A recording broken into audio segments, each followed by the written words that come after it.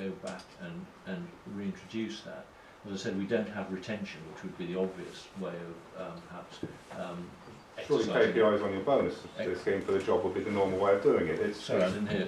Surely KPIs and KPMs imposed on the contract would be the normal way of doing this. Well, that's correct. On the fees for the job. So that's nothing abnormal for any rail job. No, that's correct, but that wasn't the question. The question was how do we impose a penalty, a financial penalty? And that's what I'm saying. It's quite difficult to do that retrospectively after the contract's in existence. There is no retention. So it can be, Charles, a deed of variation to a contract can be negotiated. There are 4 parties to this. They're sitting at the table in front of us. They can state their intent to stand behind such a proposition, and then we can leave it to the lawyers to negotiate. That is slightly different because they're not party to the contract that I'm referring to. So which particular contract are you referring to? The one between Network Rail and the Alliance? Yes, that's right.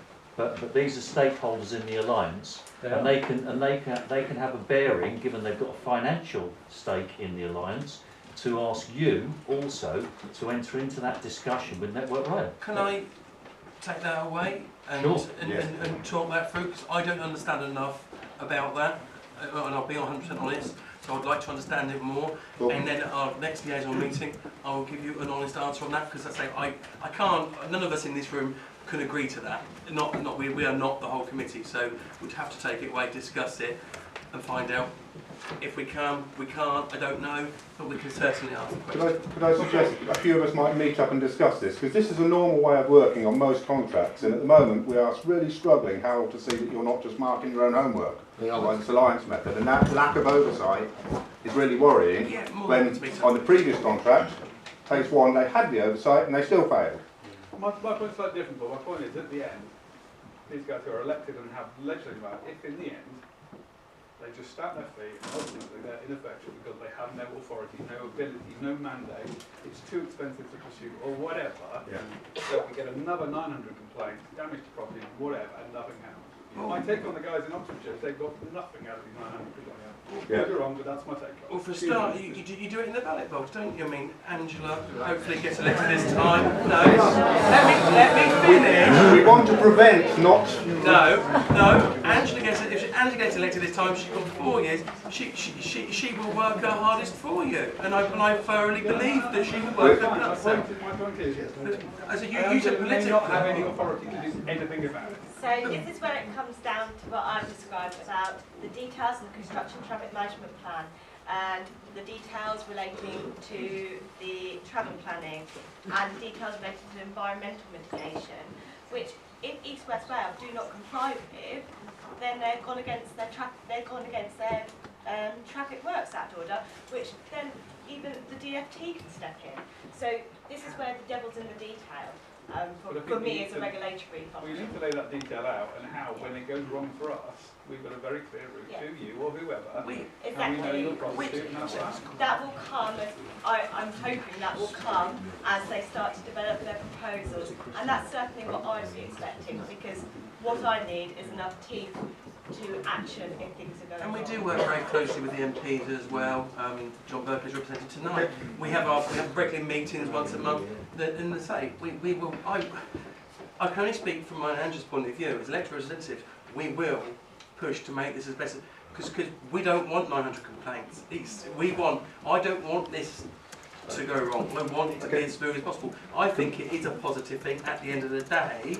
Not building it isn't. At the end of the day, I do believe in this project, but I want it as smooth as possible. And I can only give you that at the moment. And with the other side of things, we can meet up and discuss that further. But I cannot give you an answer on that yet tonight. Can we park that for now then, and we'll try and take that up later on. Sorry. Yeah, very briefly. Got no name. Andy, Marsh Gibbon, local resident, just down the road. I want to know, earlier on tonight, it was about if we get a complaint, if this, and if there's the other. Who, out of you guys, is responsible to proactively monitor and enforce things that are arising out of what Chrissy says will come? So who will check GPS stats that are applying to the relevant route? Rather than wait for somebody to get hurt, killed, injured, traffic, whatever, who is it? I would have thought when the time comes we would have something like Charlotte in place that will be heading all that sort of stuff up. We would have a call centre. We have officers that say, Chrissy will be the one, anything to do with roads and the safety on those roads and that sort of thing, will go through Chrissy's office from the DM's team. Yeah. So all that will be going to us. Not waiting for a complaint, proactively monitoring data. We monitored from those regularly, trucks. and that's why I say these regular monthly meetings have to happen. They're essential. They do work because these guys who look after you locally need to feed that into Angela, who feeds into me. It goes straight to the consortium board. Simple as that. That's where they go. We don't want 900 a day. Who's going to monitor the movements of the trucks and stuff like that to make sure they're sticking to the correct routes, rather than waiting for us to come back and tell you? I think we've answered that earlier on, to be fair, about the routes and stuff. Like they say, they will have, the lorries will have trackers on board them. Yes, and who's going to that's monitor the what- trackers? Who's going to look at those trackers and look on the outputs of them and say, these ones have been behaving, this one has not been behaving? You surely can't wait for somebody from us to complain about it before you retroactively go sort it out. This is the kind of thing that would be contained, I hate to say it, in the construction traffic management plan. It was set out how the tracker data was recorded. I expect that East West Rail would provide us with the data on regular intervals so we can continue to check and monitor Let it. them answer the question then, the HS2 guys and the Network Rail guys here. What are you going to do to that? I think, unfortunately, the transport team aren't here and the construction team, but Well, I'm part of the construction there you team. go. So, I mean, You're not fundamentally, realistically expecting them to shoot themselves in the foot by providing you guys with information to show that they transgressed. You can't be serious. No, but I think it goes back to this has all got to be gone through yet. But it's like the lady here said about the APR cameras. There might be possibilities that we have a control room at Bucks County Council that monitors all traffic and APR cameras in the county. I don't know, so I'm not that technical. Why can't we link those Well, cameras? surely that's why your budget, your contribution on the budget should be spent on overseeing these things to Well, we actually do a lot provide the of that. oversight to the We project put a lot for of us. officer in kind. Like Steve is a Bucks CC officer that is working that in kind. We've got another officer, Rebecca Dangle, that's just going over. No, she's not going to this one. She's going to the Heart of England. Sorry, but we've got officers that we're doing that. So when we say 10 million quid, some of that 10 million quid is officer time, officers. Mitigate that sort of thing. So Chrissy has to be paid for and all that sort of thing. So yeah, and I think that's what I would suggest. Is it down the to APR. these guys to monitor their own workforce and their own truck movement, surely? We understand, not you to answer, for these guys. So this gentleman was just about to answer the question and he was stood up. I said the answer is it absolutely is. I think some of the questions though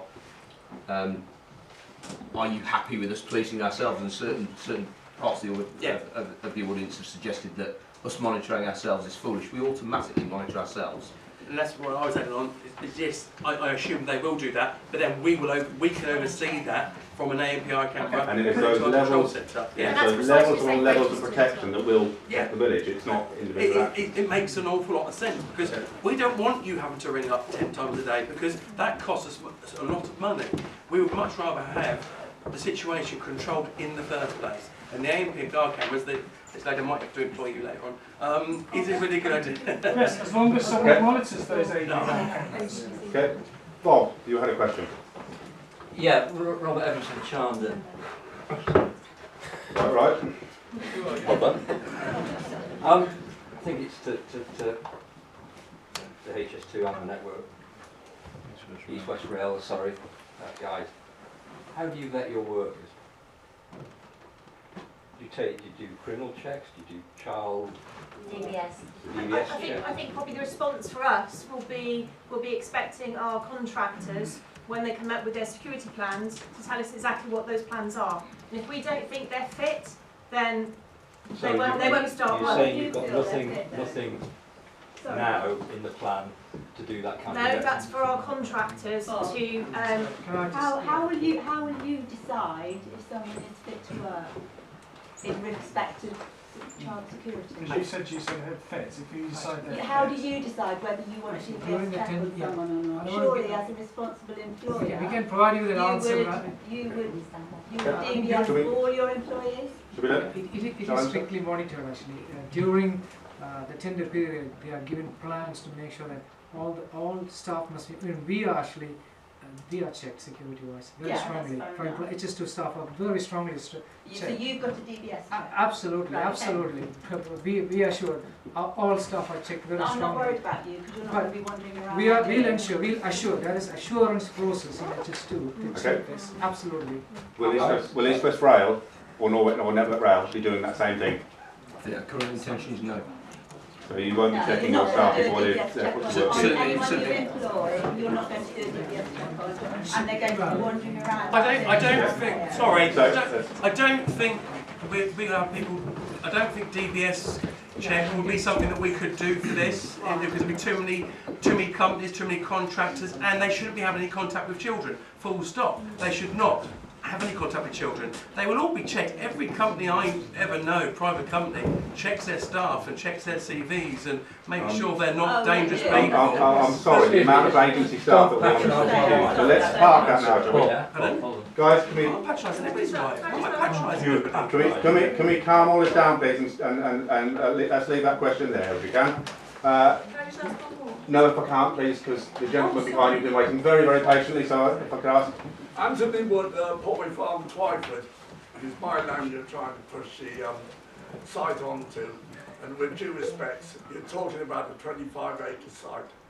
We're about to lose, or have already lost, 400 acres. We cannot take any more. It's completely cutting us to pieces.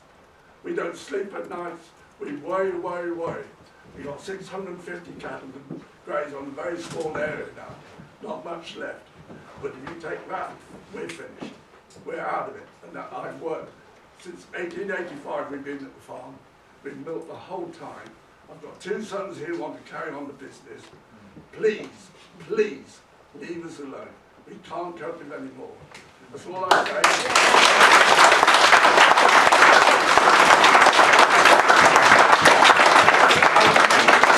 I'd also like to say, you've seen nothing with East West, nothing. You wait till HS2 come. They are different kettle of fish altogether. Yes.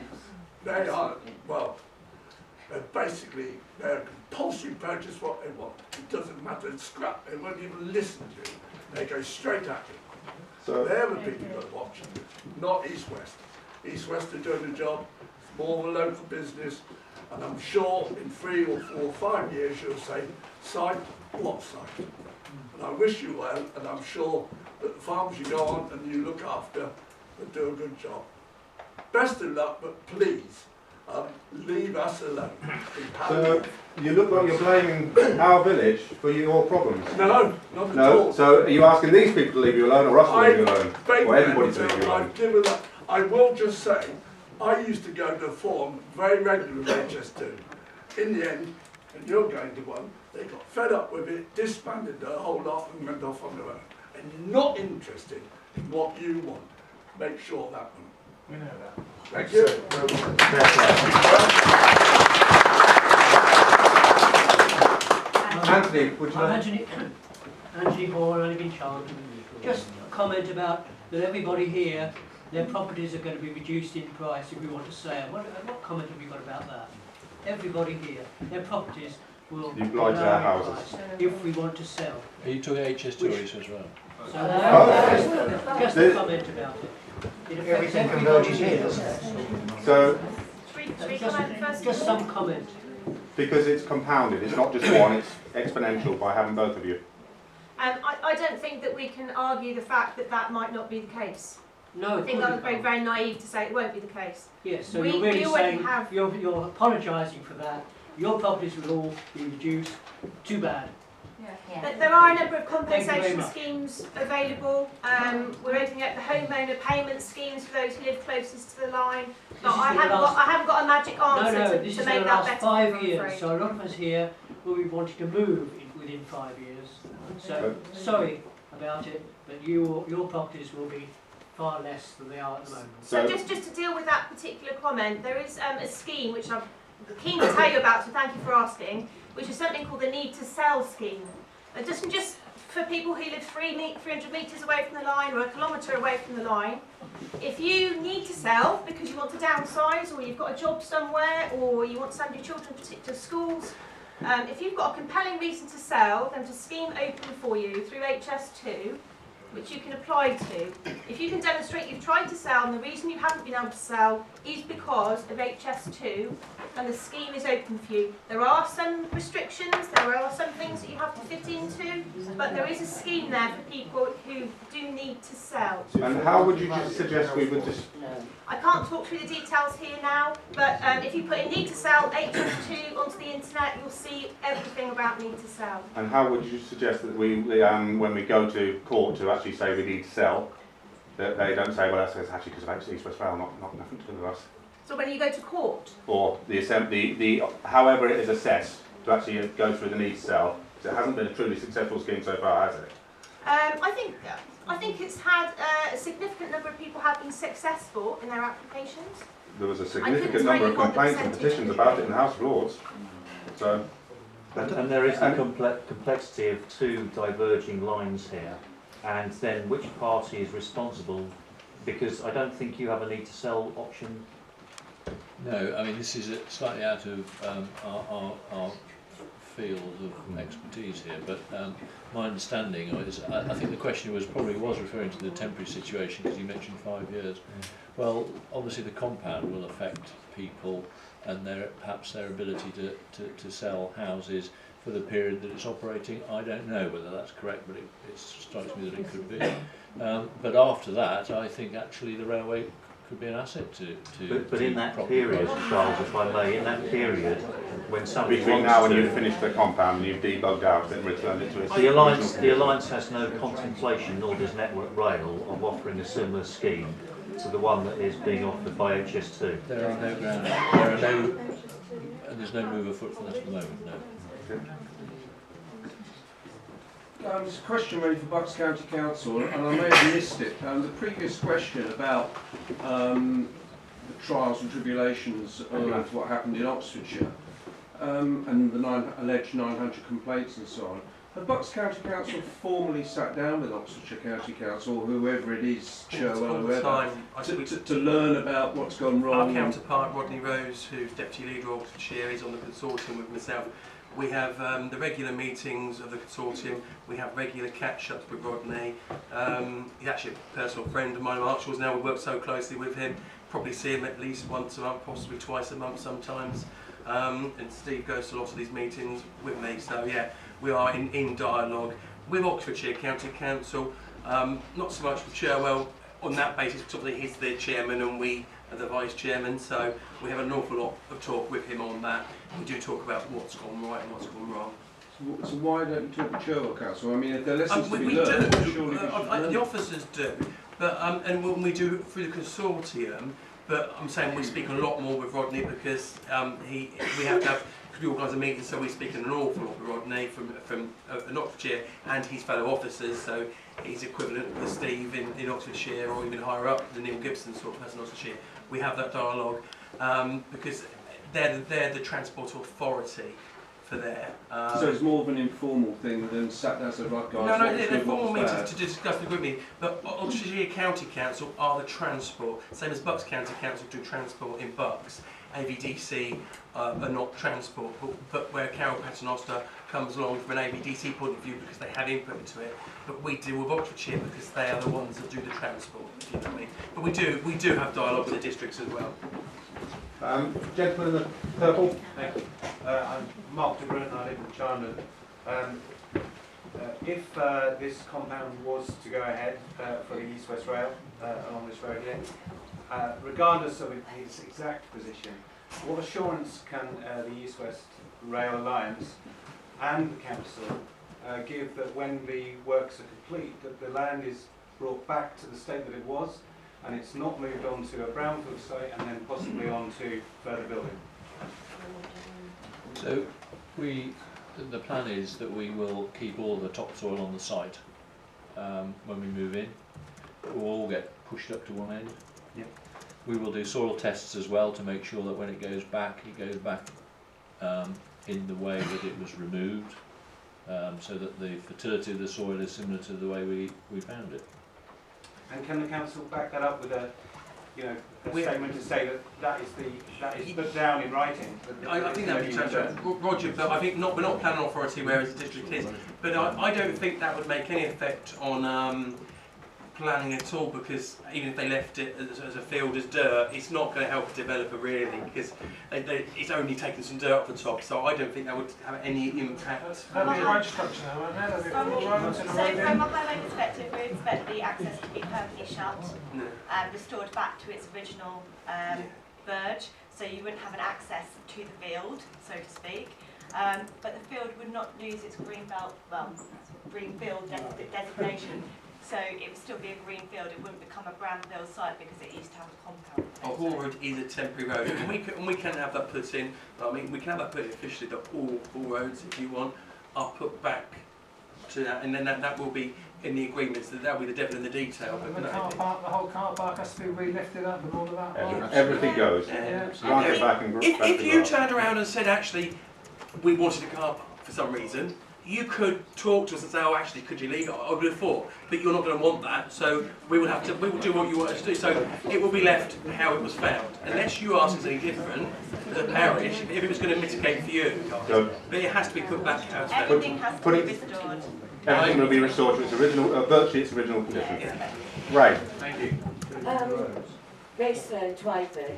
A couple of things. One is that when you were talking about the road access routes, you started off by saying the A41 from the south, and then you ended there. I'm assuming that you're also talking north through Gorcott, I don't know, or is everything coming through the south? I would have thought not, the east-west. And also, you mentioned that the consultation will be in May, and Grid 3, that I have no idea what it is, which is the elementary design thing, will be in July. Is there anything in that consultation that will be relevant to July, and how can we be sure that you will have actually taken any reference back to the consultation? And I find it absolutely horrendous that for the last 6 years, East West and HS2 could not come up with a combined compound. You both know that there's got to be one here. Why couldn't you have talked together properly earlier?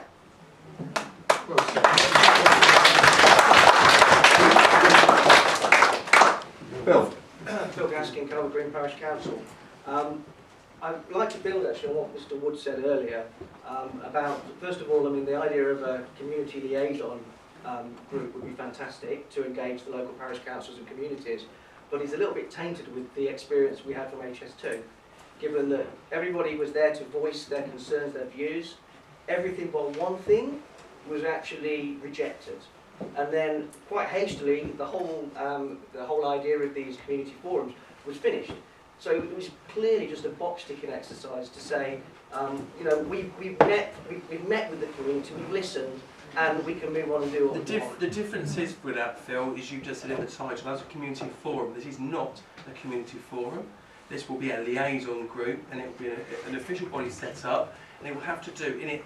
I want it full of parish councillors and district councillors and county councillors, not hundreds of officers, and it's not being run by these guys. It's being run by, and I say Angela because I think she's the most impacted councillor there is on this. So I would suggest that she would chair it, she would set the rules upon that with officer assistants. And you might not have these guys every time. You will call them when you want them, or the right people when you want them.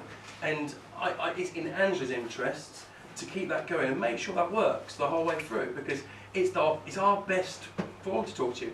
I totally agree with you on the HS2 ones. I went to one, didn't bother going again, not a big fan of Martin Wells. I just felt I was being spoke to by a smarmy guy, and I wasn't interested. So I thought, you're just chatting, and I want to literally make sure we can do that. So, as far as I'm concerned, if I've got anything to do with it, and I know if Angela has got anything to do with it, I don't know if you want to add to that, Angela, but I know that that's how it would be. I've been to the Kelvin ones, I think really worked really well, and that's the sort of same forum I want here. Well, there's not much to add, but I'd be up for sharing it, so I mean all of the parishes around Just here. want, yeah, to at least know that we're not wasting our time, basically. Definitely. I'm not. We don't need any more meetings in the evenings, Phil. Do you know what I mean? We've got so many.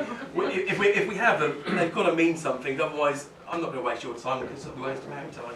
And the second point, very quickly, is that I keep being told that HS2 and East West Rail are working in conjunction, in collaboration. Clearly, it's not the case. When we talked I heard earlier what I heard in the House of Lords, which is that there's land that's earmarked for East West Rail, but actually it's HS2 that's doing it. So we can't talk about it. Well, why can't we talk about it? Because if they're talking together and they're looking for the best things for us, why can't they share that land? Why is it always, oh, well, it's for us, but they're doing it, so we can't affect it? It's ridiculous. I don't know. Peter. Peter Watts, Chandon. This is just information for you all. And some of the people on the panel here will have heard me say this same question before, especially Charles. I used to live in where is now HS1. And HS1 did just the same as HS2 are doing right at this moment. Listening to you, saying they would do this, saying you would do that. When it came down to it, they just scrapped everything and they went straight through. And when we asked them why, they said, oh, well, okay. Do you want it changed? And we said, yes. They said, well, it will cost you X million or something, whatever. So in other words, I'm sorry, don't believe what HS2 say too much, because... Peter, I think I've seen you on TV before, haven't I? I think so. Yeah, I'm hearing you, and as I said, I've been down the HS2 route and I was disappointed. Like I say, from our point of view, we haven't promised anything tonight apart from taking it away and listening and looking at it, because I will not promise anything that I can't fulfil. So I have not promised you anything apart from we will form a liaison group, and I will make sure that while I have an authority over it, that it will happen, it will work. So that's all I can say, but these guys can add if they want to. Charlie? You had a question? No? Okay, sorry. This gentleman here. Yes, John Vipps. I've got some land, my family has some land in Launton Parish and Marshgiven Parish, and the Oxford-Cambridge or East-West line goes through it. When it was built 150 years ago, they managed to do it, I'm sure, without going along roads. Has the County Council ever thought, we've got a big advantage at the moment, because between Bicester and Claydon Junction, there is a rail track, and it is usable. Would it not be possible to do the initial work, digging out and whatever you do, with the track used, with freight traffic there to take the spoil away, which would perhaps alleviate 50% of the wear and tear on the roads, which, with the best will in the world, with whatever surveys you do, however many cameras you have, will be an absolute nightmare, both for the residents and for the roads. Well, that sounds like it's one for me. I think the answer is that is an option. Could you look into it then? I think the answer is we've already looked into it. To achieve that, we would need to move the railway at least twice to achieve it, and fundamentally some of the work we've got to do is below the existing track. So moving railway isn't overly expensive, so actually, isn't overly cheap. You crane a container, you have the crane on the freight train, and you crane the container as you would if there were a rail accident, and I think straight onto the flat trucks. Because the railway is considered to be live, you end up working in a condition called adjacent line, any line open, which automatically makes the work slower and more costly because you've got significantly more constraints.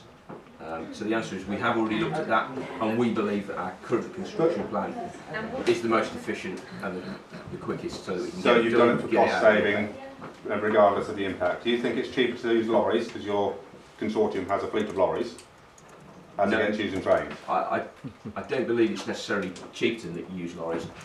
In terms of moving the material, I think it's fundamental to achieving the delivery programme that we've currently got, i.e. the methodology that we've looked to use. If we use a different methodology, it's going to automatically take longer. We will need potentially some more land take. So if you were doing it from rail side, how they did it in the old-fashioned ways, you would need more land? We automatically need to store significant quantities of material adjacent. We believe the current construction methodology we've got is the most efficient for building a project. Right, we'll take that up later, I think. So Sorry, we'll come back to you because you've already Tell had us some. what, snow lasers, Peter.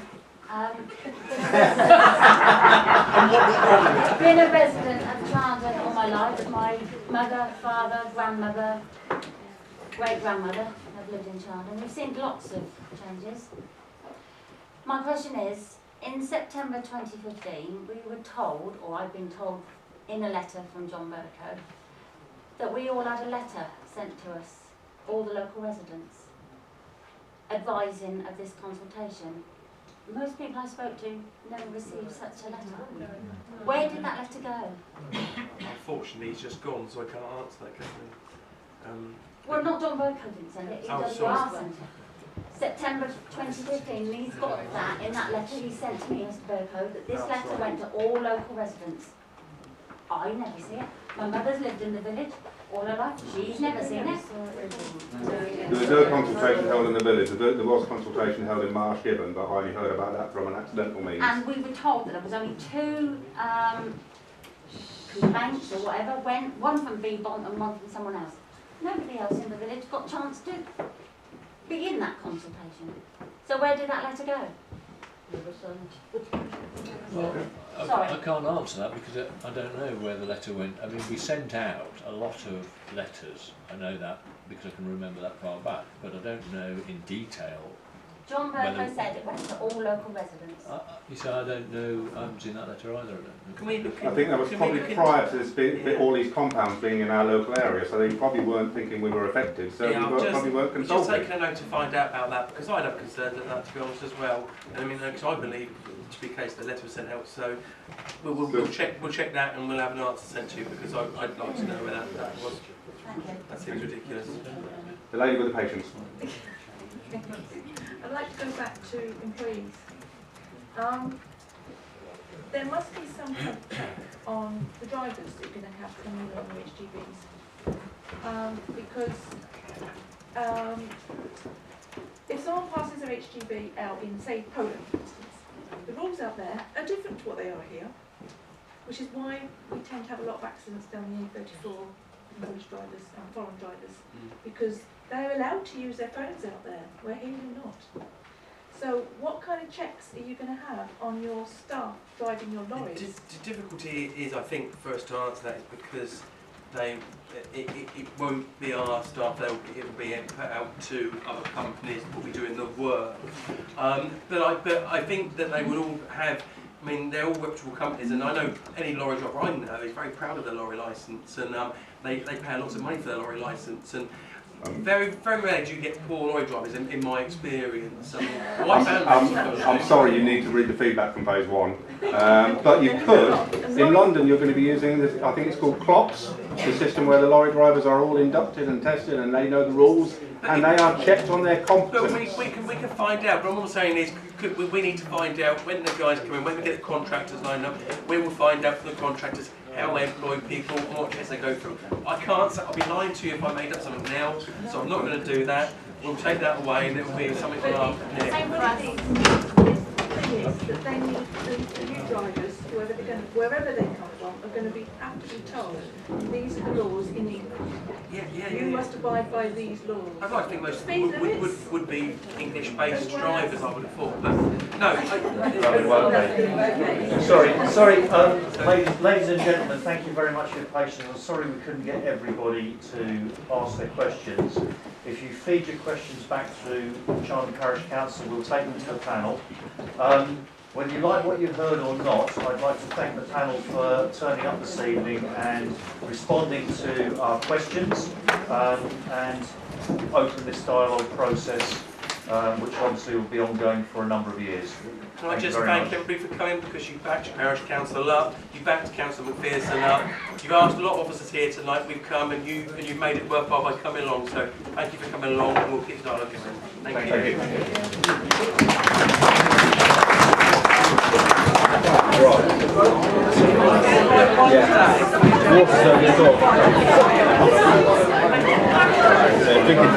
Drinking a lot of water is no good at all. That doesn't make it all.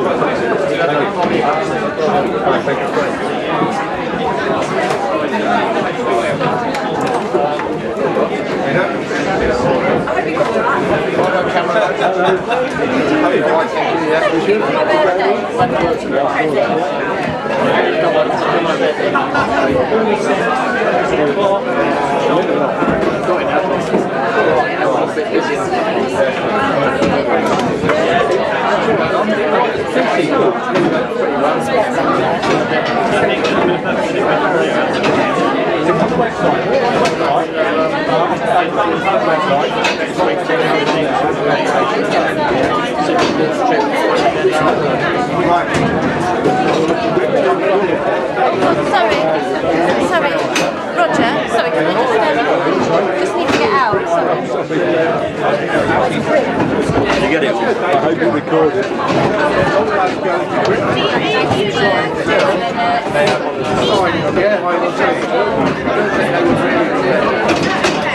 They're not allowed to buy inside the final scheme until they've finished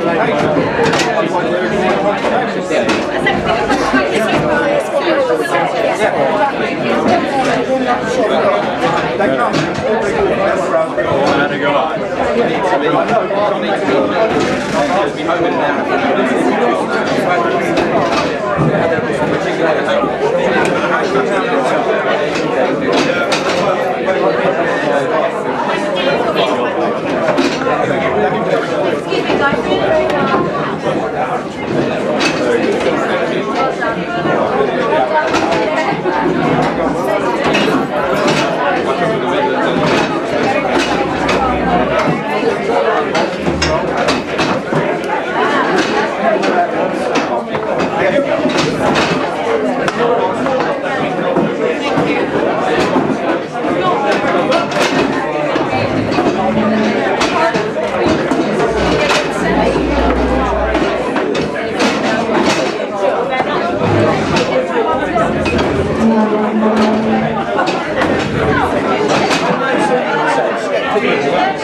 And you have to